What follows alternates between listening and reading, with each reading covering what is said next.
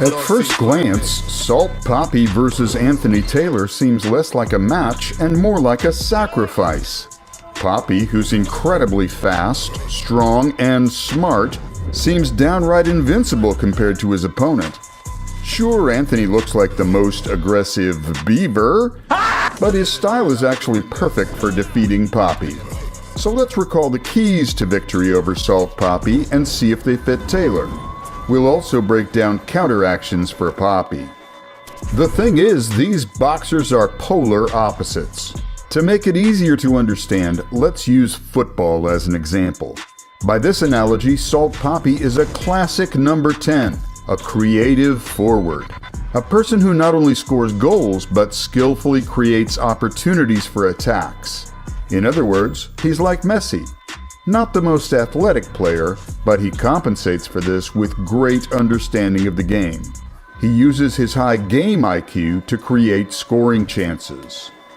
Anthony Taylor is the complete opposite. You might expect a comparison to but no. Taylor is like N'Golo Kante. Thank you. He's a disruptor. His job in soccer is to make it hard for others to play. Yes, it sounds strange, but this kind of work on the field is often underrated. It doesn't look flashy, but it's these people who bring victories. Thanks to them, passes don't reach their target, and creative players are locked in one section of the field, unable to work with the team. Taylor's style is very similar. Everything he does in the ring is to disrupt his opponent's fighting, putting them in uncomfortable positions and wearing them down. Is that enough to win against such a skillful magician as Salt Papi? Keys to victory for Taylor.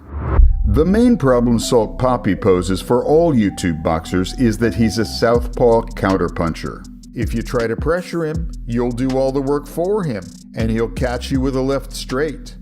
If you try to counterpunch, he'll break you down with feints and knock you out with a hook. So what should you do? First, forget the classic stance. You need to fight in a frontal stance. The point is that Salt Papi is a southpaw, and when you stand in a regular stance against a southpaw, you increase the attack range for the southpaw. That's why he's so good at landing the left hook. In a frontal stance, it'll be harder for him to hit you. To land a good punch, he'll need to wind up too much or step too deep behind your legs and lose balance. At worst, he'll have to abandon the counterpunching style. So it's best to stand frontally, forcing him to work in an uncomfortable manner. The next step is intensive work with both hands. Forget about the lead and rear hands. Both hands should be equally important.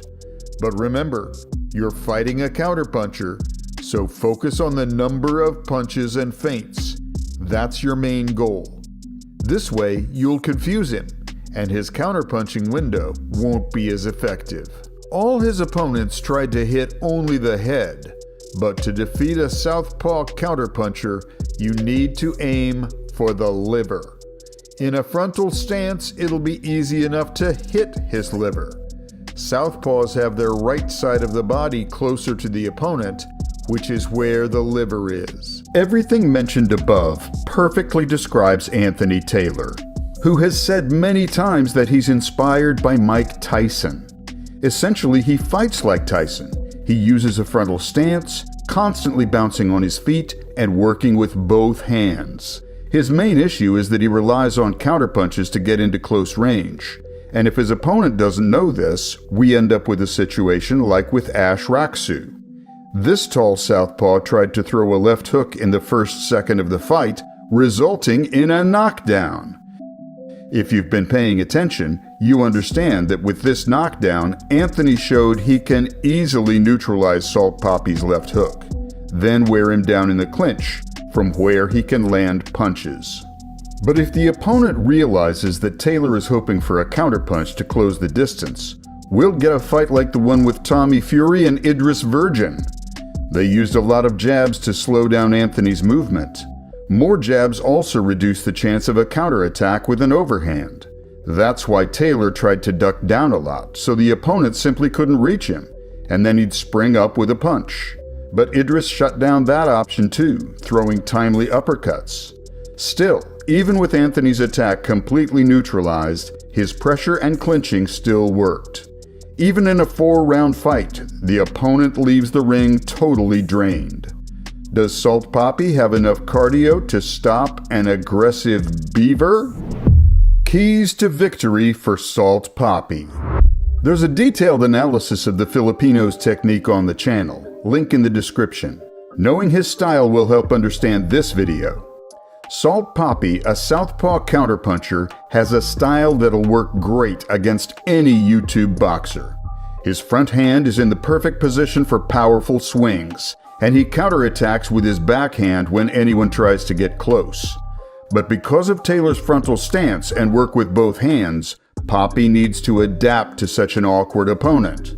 In this fight, he needs to forget about the knockout and work on winning by points.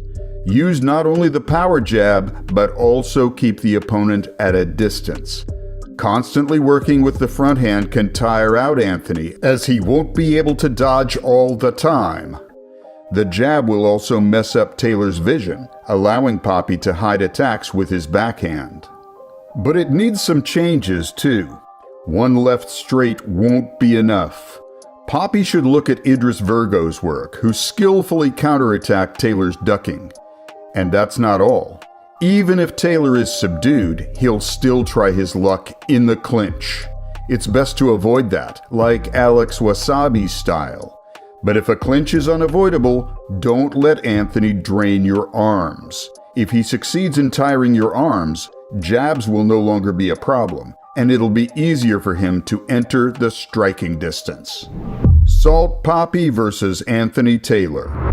Considering everything said above, you can see that this matchup is much more interesting than it seems. The fight will start very actively with Taylor pressuring in his classic style. And frankly, the first exchange will answer who will win this fight.